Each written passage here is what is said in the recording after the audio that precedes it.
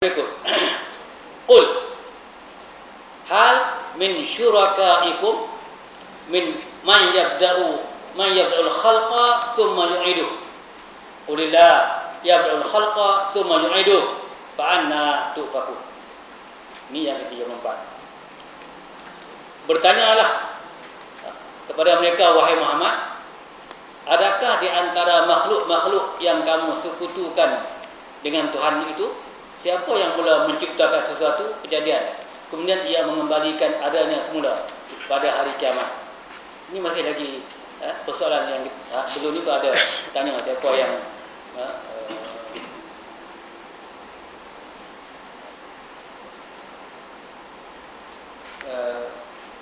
dan siapa yang mula menciptakan suatu kejadian, kemudian ia mengembalikan adanya semula pada hari kiamat. Katakanlah, Allah jua yang mula menciptakan sekalian makhluk, kemudian ia mengembalikan adanya semula untuk menerima balasan. Oleh itu, mengapa kamu dialah dipalingkan kepada menyembah yang berhala, menyembah yang lain? Ini satu lagi persoalan. Baik. Qul hal min syurakaikum man yabda'ul khalqa thumma yu'iduh. Tanya olehmu, wahai Muhammad, adakah di antara daripada kongsi-kongsi kamu yang boleh memulakan kejadian? Nikih orang yang menyembah selain daripada Allah. Selepas daripada itu diperhidup balik. Qulillahu yabda'ul khalqa thumma yu'iduh. Wahai Muhammad, cakaplah kepada mereka, Allah Ta'ala yang memulakan kejadian dan Allah Ta'ala juga menghidupkan balik. Fa anna tufakun. Maka kemana sudah kamu nak dibawa? Lagi satu persoalan. Surat 2. Qul, kata olehmu. Jadi kalau sekali lagi timbul persoalan, kalau Quran ini ciptaan Nabi Muhammad, dulu qul huwallah kan, yang ayat lepas kan, dia bincang masalah persoalan qul, kenapa diulang lagi. Okey, sekarang ni jadi kalau Al-Quran ini ciptaan Nabi Muhammad, tentu ia dimulakan dengan perkataan hal sahaja. Adakah? Tapi ayat ini dimulakan qul hal min syurakaikum. Adakah di antara kongsi-kongsi kamu? Kongsi-kongsi kamu. Okey, cuba tengok huraiannya. Bila kamu tidak ikut perintah aku, tidak ikut Al-Quran, artinya kamu ikut perintah orang lain. Itu je soalannya. Tanya pada orang-orang yang masih lagi meragui keasaan Allah, masih lagi meragui hakikat keagungan Allah sebagai Maha Pencipta. Dia mereka dengan ajaran, masih lagi meragui Al-Quran sebagai panduan, Nabi sebagai Rasul dia. Maka Allah menulis ayat ini, Allah tanya, bila kamu tak ikut perintahku, tidak ikut Al-Quran, artinya kamu ikut perintah orang lain. Mesti ada benda yang kamu ikut. Di sini dia hadapkan persoalan ini kepada orang yang mensyirikkan Allah. Pasti kamu ikut perintah orang lain. Okey? Ikut peraturan lain. Ikut peraturan lain, ikut undang-undang lain. Dua orang saja ikut undang lain. Tentu ada. Artinya tidak mungkin, soalan dia. Ini banyak benda dia kena guna akal, fikir akal. Tidak mungkin terjadi tak patuh kepada orang lain, masa yang sama tak patuh juga kepada Tuhan. Boleh? Dua tak patuh. Tuhan tak patuh, orang lain tak patuh. Itu tak boleh. Ini soalannya. Di akhirat ada dua saja, iaitu syurga dan neraka. Kena banyak orang sikitlah. Okey, cuba tengok nombor 2. InsyaAllah dia makin jelas. Tidak ada orang bukan ahli neraka dan bukan ahli syurga. Boleh jadi macam itu. Tidak ada yang bukan ahli neraka dan tidak ada bukan ahli syurga. Sedangkan dalam soalan dalam ayat jadah yang kita baca, afaman kana mu'minan kaman kana fasiqa, Allah dah tanya, la yastawun. Memang tak sama. Mana boleh? Dia dua. Dua keadaan. Tak mukmin pasti. Ammal ladzi, apa beza dia? La yastawun, mereka ni tak sama, berbeza.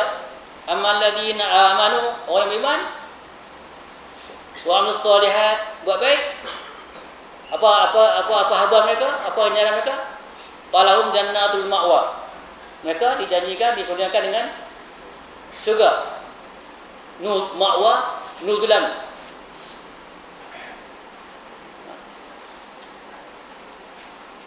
Wa ammal ladzina amanu wa amilus solihati falahum jannatul ma'wa nuzulan bima kanu ya'malun. Nuzulan bima kanu ya'malun.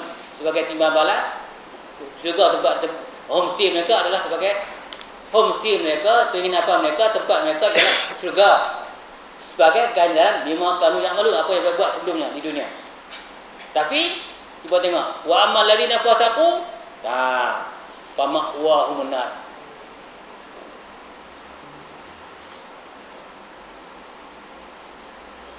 Wa ammal ladzina fasaqu fa ma'wahumun nar kullama aradu ay yakhruju. Teruk lagi. Walaupun tempat penginapan mereka tu, tempat penginapan mereka di neraka,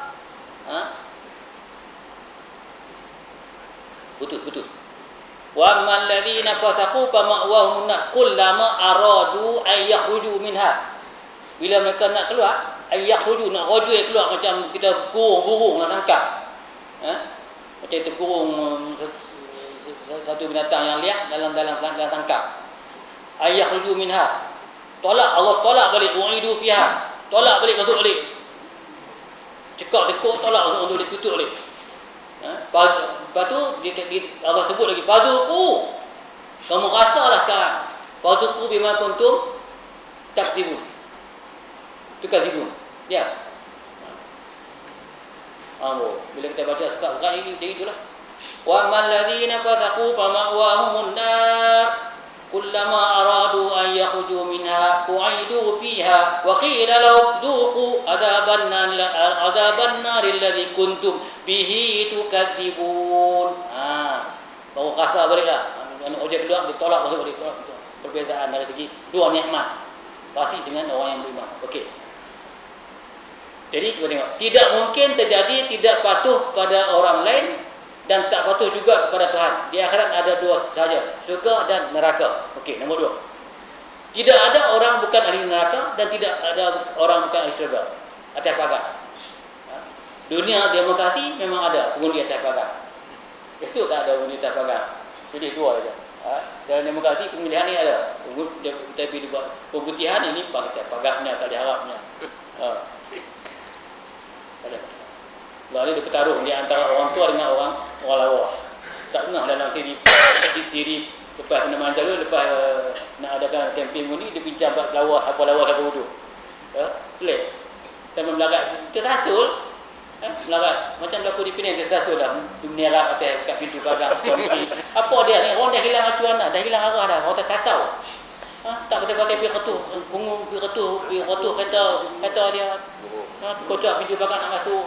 Orang dah sasau, gila-gila tak ada, nampak pagar dah ni tak tahu apa. Nak berjuang dulu tak mau. Itulah akibat berjuang tak betul. Lepas tu lawan orang tertentu. Ya. Batas. Kata. Oh. Dia dah beri. Baik. Nombor 2. Tidak ada tafakat. Dalam sistem demokrasi pilihan raya memang ada bunyi tafakat. Bunyi hantu pada tambah dia tu. Nombor 3. Orang yang kamu tunduk dan patuh selain aku, artinya kita tunduk pada dia, kita patuh, bukan kepada Rasul. Orang yang kamu tunduk dan patuh selain daripada aku, yakni penyembah berhala, dipanggil syirik. Panggil syirik. Atau kalau kita mengikuti ini.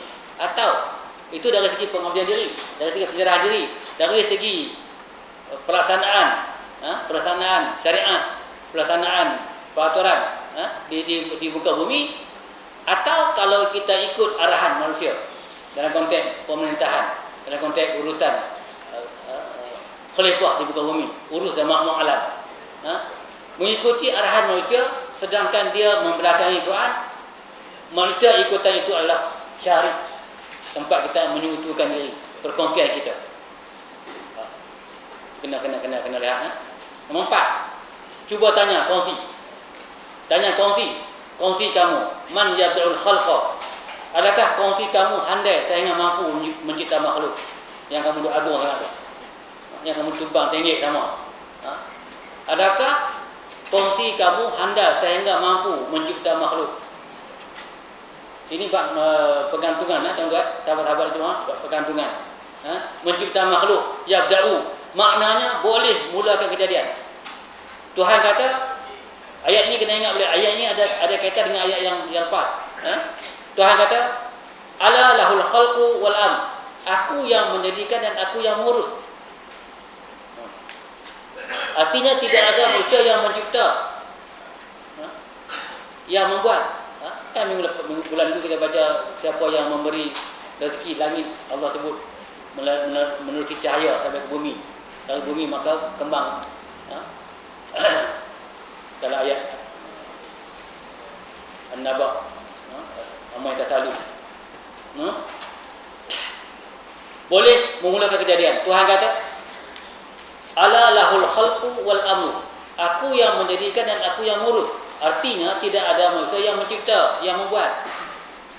Timbul soalan. Bagaimana rumah siap dibina oleh tukang sekian? Ada tukang. Ini orang yang guna akal.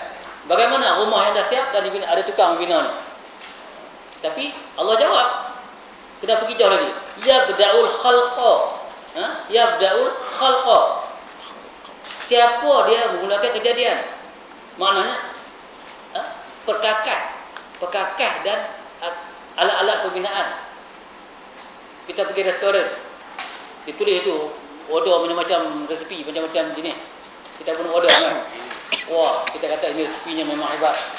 Dimasak oleh sekian-sekian ini. Dia yang, siapa yang sediakan makanan, siapa yang buat makanan, siapa yang hidang makanan, siapa yang buat, kita sebut. Pergi sana. Mak Mia punya mi selok udang dalam batang. Abang dan Mak Mia. Memang betul lah dia. Okey, ini jawapannya. Allah tanya balik. Yabda'ul khalqa. Sebab tu kita tak kata terima kasih Mak Mia, kita kata barik lana fi ma razaqtana. Kita tak kata terima kasih, nak balik dah kau bayar duit baru kita kata terima kasih. Dia sila datang lagi. Tapi macam mana hebat pun, bila kita berdepan dengan benda tu, kita akan kata barik lana fi ma razaqtana wa qina azabannar. Maknanya bukan dia orang yang buat, bukan dia orang potong ikan, bukan dia orang, bukan. Maknanya ada. Yabda'ul khalqa. Okey. Walaupun dia buat bina, dia buat rumah, dia buat apa, tapi dia tengok balik perkakas dan alat binaan. Pasiak. Yang dulu lah, yang bulan dulu. Pasiak mai dari mana? Ayak mai dari mana? Bukan bawa semua kakak tu. Bukan dia buat, dia main adunnya. Dia memang ambil paik, tarik paik kat kawan tu. Paik, kepala paik bergetar, tapi punca, sumber asal.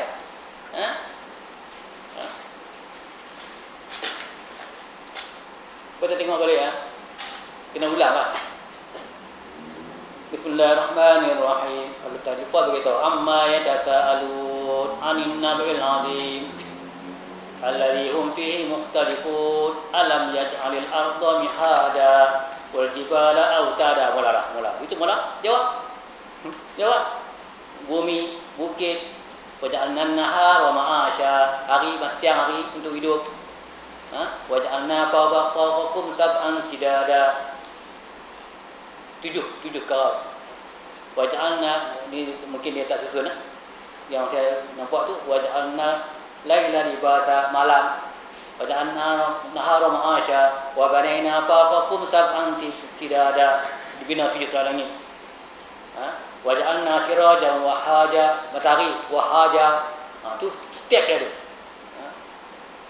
Linukhrija bihi habban wa nabata, hasil daripada cahaya matahari diturun mai sini, linukhrija bihi habban wa nabata. Dia pancat jadi air hujan turun bawah, habban wa nabata, tumbuh. Tu contoh maksud dia. Macam kisah manusia lah. Dia mulakan dengan tin.